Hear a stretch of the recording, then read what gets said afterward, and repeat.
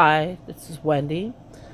Thanks for visiting. I'm working on painting 8 of my dream series. The paintings inspired by a dream I had of my late husband and I when he received his cancer diagnosis. And it brought me back to our beginning days. And so I'm just capturing those little moments that were in the dream that really were drawn right from us when we were first together. And so I believe this is going to be the last one in this series, but I am going to continue to do more paintings of my husband and I. And so just work on them till I feel like I don't have any more.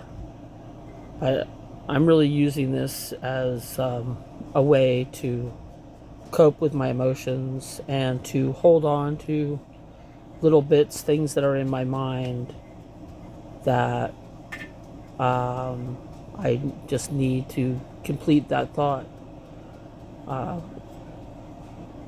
Someone said to me how it was nice that I was able to do these paintings, that came from, dreams and life and just from memories and bring them out onto, and paint. And all I could say is that I am constantly painting, okay? And physically, yes, I paint every day. Not just here, a lot of times I'm painting other things as well. And but I paint in my head constantly. When I'm, just walking around doing life, when I'm sitting there having conversations with people, I'm constantly painting. I could be painting the scenery that's next to me when I'm having a conversation with someone. I could be painting, them.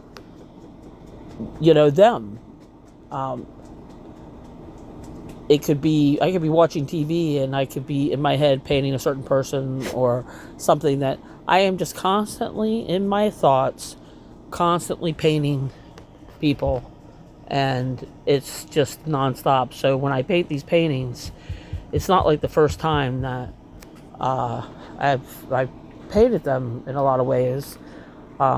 Maybe not,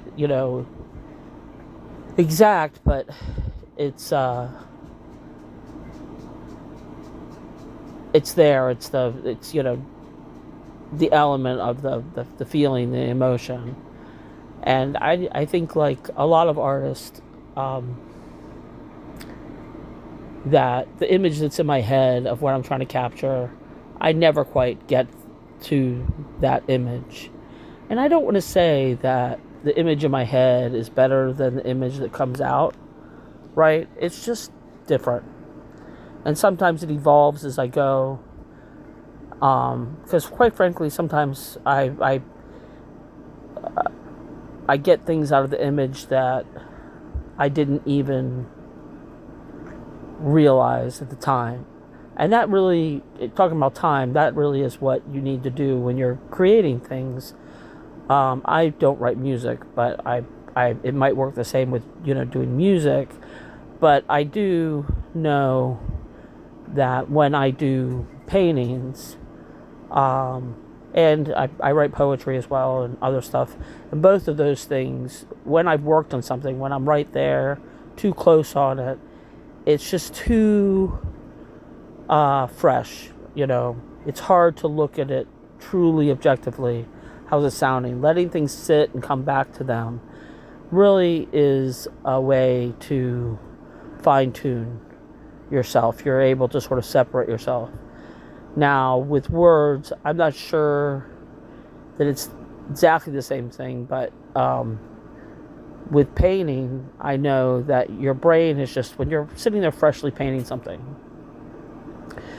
your brain is like tallying every brushstroke you've done. You're just sort of whatever. It's keeping a memory of that. So to see everything as a whole picture can be a challenge. So giving yourself that separation and that break and that distance from the process a lot of times can help you look at your work more objectively and see, do I need to fix this? I have to say 9 times out of 10, giving yourself that extra time allows you to appreciate what you've done, right? And so that's why it's important to sort of give yourself grace and step away. So if you're painting and you're just way overwhelmed, step away, okay? I've ruined pictures because I was just so frustrated with it and it wasn't doing what I wanted. Instead of just stepping away and giving myself a little distance, I pushed forward and, kind of ruined the vision that I had, and, something that otherwise was an awesome picture. But it's hard to say, you have to find when it's too much. I've done that when I was working at the studio teaching. A lot of times people would paint pictures beforehand. We had a library of paintings that we had to teach people, and some people would need to pre-paint that painting before they ever taught it, right? They used to, when I first worked there, they wanted everybody just to pre-paint them. But eventually they were like, well, that's a waste of man hours if you don't need to do that. And so if you don't want to pre-paint, you don't have to. Now, there's some people that they sort of would be like, but you just showed a painting to me, and then I could sit there and look at it and walk you through the steps to accomplish that. Now, if you couldn't accomplish it in the set time that we gave, which was usually between 2 to 3 hours, depending on the detail of the painting, we always had classes, like we had free class that you could come once a month and work on your picture. And I had people that came back to that, but really not as many people took advantage of it as I thought they would. And sometimes I think it is that part where I said wait and let it sit, because I would say at the end, okay, we'll just take that home, look at it, come back. And some of those people were repeat customers. So I would talk to them later and they'd be like, no. You were right. After I let it go, and I was happy with it. But then I had other people that would sit there and be like, oh, I like this picture. It's wonderful, except this one grape. This one grape in this picture just drives me nuts. Every time I walk down the hallway, I look, and this one grape just drives me nuts. And I said, okay, bring it in. Bring it back, and we will help you fix that. And anyway, she finally, a couple years after she had taken that class with that picture, she finally came back. And she fixed that one grape, and took more time to sit there and explain what she was upset about or what it was than it did to fix it. It was just like under a minute fix of something that she had hemmed and hawed over and stressed about for years. Looked at it and just was like, ugh, for all that time. Sometimes we do that to ourselves. I know I'm guilty of it in other ways, and even with painting. I used to really sit on pictures for a long time. And I'm not saying that I can't do that. Sometimes I actually have one of my husband that it's almost complete, but I can't bring myself to say it's done. And I did, because I had a couple paintings when we did his celebration of life in June, and one I felt, I had signed off saying, yes, this is finished. But this other one, it was almost, but just a little off. But good enough that I brought it to the thing as well. And then the third painting I had was one that I had painted when we were together, probably less than a week. It was very early in our relationship, the first week. And maybe it was a week, because all my paint stuff was there, and I had moved in a week later. The funny thing is, I had bought a house with my cousin and my best friend the week before that. But that's another story for another time. Um, but I did. My husband was not my husband at the time, but he was off at work, and I was hanging out at the apartment that we lived in, and I just from memory did this quick picture of him, sort of in the sky, and there was a lighthouse. Lighthouse is horrendous when I look at it now, but it is what it is. It was just quick, and it was just something I just sort of threw together on this tiny little canvas. And I did that, and then I did this other one at the same time because I had these two little canvases, and one was a naked woman. And the funny thing is, when I showed my husband, I go, hey, did these pictures, blah, blah. He didn't even notice that I painted him at first. Of course, he just noticed the naked woman, which was fine, right? I could have answered that question before I even showed it to him. But the fact that it sort of survived all our moves, and it looks a little rough around the edges, and it's definitely,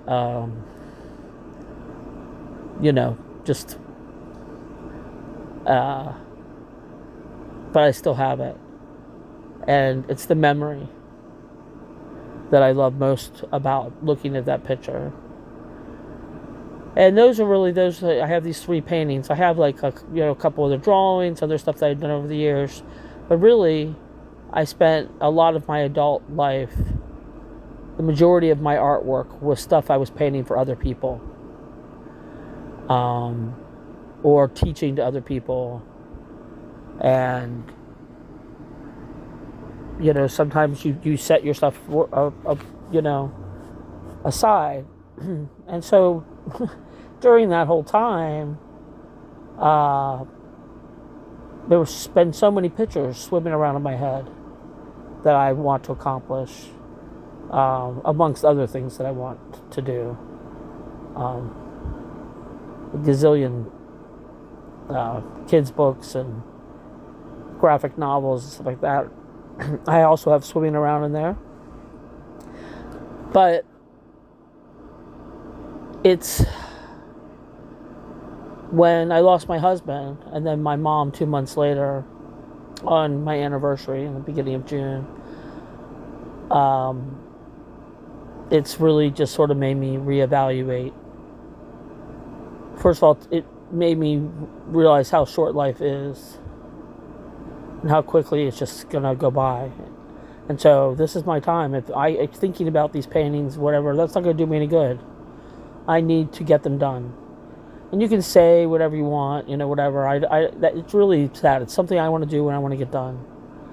And is my talent a gift from God or whatever? That's something between you and your own spirituality. That doesn't matter. I know mine has been tested over and over again, and I've come to sort of grips with, at least it's ever evolving, but I've sort of really found my way back to my own personal spirituality. Years ago, and that cousin and best friend who I had bought that house with, we had a falling out, the best friend and I. Unfortunately, the cousin got mixed, in the whole thing, and it just made it so that we actually just stopped being friends, and I had been friends with that person for almost 40 years. And it's unfortunate and sad, and I hope the best for them, and all that jazz, but we were very linked on sort of our spirituality, and so we had just similar thought patterns. But when our friendship ended, a lot of things, it was like, I've never been divorced, so I can't tell you, but I would say it was similar, because I was friends with this person for so long. They had been at, every birthday party of mine since I was, 9 years old, and every, holidays and trips and we did major things together. We were, best friends for a really long time. And I was there when her first daughter was born and her second son. And I was watching her kids when she was having her third. So it was, we were extremely close. And when that ended, every memory you have with a person in a situation like that, I can't talk about my life without this person being part of the memories. And that can be a hard thing. And that's a difference between me losing my husband. Because the difference is when I have these memories and stuff like that, I don't have to sit there and look at them and feel sort of jaded because they're a part of this life that bring up this negativity. Because even though my husband passed, there's no negativity or animosity or anything that I feel towards him not being here. I love him. And I'm so happy that I got to have him as part of my life. And I will treasure every memory. So there isn't anything spoiled because of that. So that's the difference between losing someone because of death and losing someone because of, I don't know, just conflict. So I took until my husband got sick, really. And both my husband's and my spirituality really evolved with his illness, which I know is not unusual. But it really, you start searching, you start trying to figure out, who am I, where am I coming from, what brings me peace. And when it comes to that kind of stuff, it's a personal journey. It's something that you have to find, and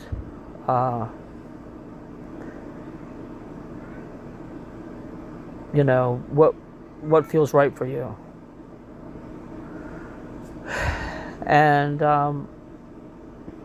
you can't change who you were or things that you've done in the past but what you can do is you can change who you are now and what you're doing. And so that's what I'm working on. And one of those is prioritizing, certain aspects of things that I want to accomplish. And my personal artwork is one of those. And sort of the priority for me at the moment, and what I think is helping me through my grief, is doing these paintings of my husband and I. And like I said, this is the 8th one, and it'll sort of end that first series, but I will straight away move on to other paintings of my husband and I. But I'm not sure. I'm just sort of trying to group them, so that they, there's an idea of what it is. And so I haven't thought it all through completely, but we'll see, where it goes. I think the next series I'm going to do will probably be The Night We Met. And I know that sounds out of order because I just did these, but sometimes you just gotta, when you're moving forward, it's just like cleaning your house. Sometimes the first thing you do is you just pick up the thing that's right there at your feet. And if you think too much about the big picture, sometimes it can stop you. And so that's what happened with this. Was the images that I was having from this dream, which really had been in my mind because I had it, over 3 years ago, and in fact I painted a plate that was sort of reminiscent of that one on the dock, except it's a little different, and there's just sort of two silhouetted figures, and I did it on a plate at one of the painting studios where you paint on ceramics. I do wish I had my own kiln. Love painting on ceramics and working with clay, just painting, glazing and stuff like that, ceramics. One of the reasons I love it so much, besides I love painting, is it's kind of a surprise, right? No matter if you understand how the glazing works and you know what the colors you're painting, you're not painting with it when it's right in front of you. And so when it's been fired and you take it out and the colors are just so vivid, it's just beautiful. And so I think that is it's just fun, to sort of see that evolution. Now,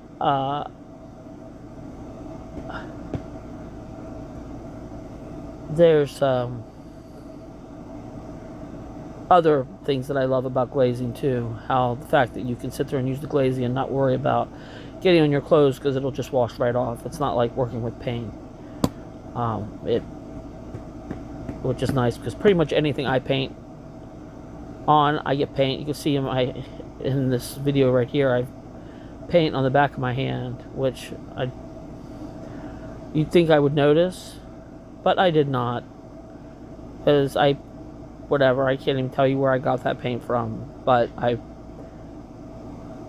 walk around, I leave the house all the time, I got paint on my hands and my arms and paint on my clothes. I used to when I worked at the studio. I ended up wearing my studio uniform tons of places because it was made to get paint on. And so I'd always walk around with a black t-shirt and black pants constantly with paint on them. Because that was, just easier. But I have pretty much the majority of my clothing ends up with paint on it eventually, even nice stuff, because if I get ready to go somewhere, it's not beyond me to sit there like there's paint and something, and I'll look at something and I'll go, oh, let me just do that, and then I end up with paint on me. Yes, it's the brilliant thing I do. And if you know anything about acrylics, once you get acrylics on you, it is very difficult to get it out of your clothing. So, and if it dries, forget it. It's there forever. So that's okay. That's the beauty of the glazing, though. It doesn't get on your clothes, and if it gets on your clothes, it doesn't ruin your clothing. It'll wash right out. But anyway, back to it. Sorry, I sort of went off there. Not unlike me. If they're out of order because I did these, which really would have been after the night we met.